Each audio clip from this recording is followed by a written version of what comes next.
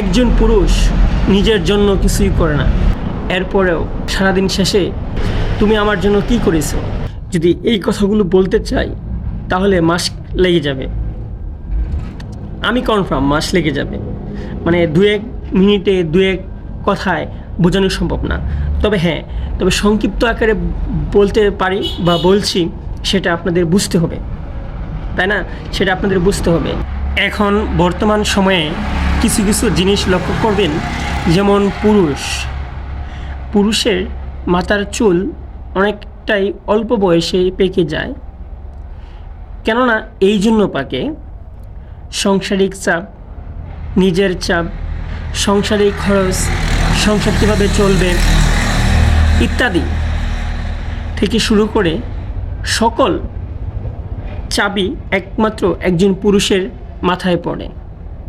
সে ভার, সাংসারিক ভার, দিন যাপনের ভার এবং বিভিন্ন সমস্যার ভার ইত্যাদি থেকে শুরু করে সকল কিছুই যখন এই মাথার উপর পড়ে তখন মাথাটা আউলে যায়। সেজন্য কিন্তু মাথার চুলগুলো পাকতে শুরু করে।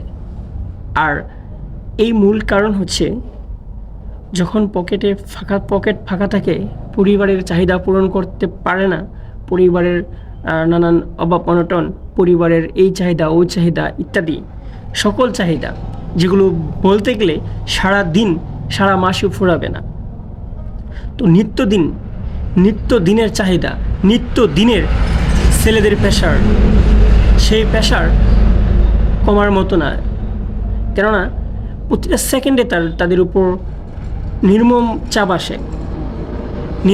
আসে, ফ্যামিলি থেকে আসে, আত্মীয় স্বজন থেকে আসে, বন্ধুবান্ধব থেকে আসে, ওই যে বললাম ইত্যাদি। তো এগুলো বলতে গেলে বলছিলাম সারাদিন উপর শেষ হবে না। তো এই জন্য কিন্তু মাথার চুলগুলো অতিরিক্ত পাকে। আর এই পাকার কারণ হচ্ছে মানি। যদি পকেট থাকে ভরা, তাহলে সব চাহিদাই হবে এক মিনিটেই খালাস, ঠিক আছে না? তো কথা হচ্ছে এটাই যে আমরা পুরুষ কতটা কষ্ট করে দিন যাপন করি।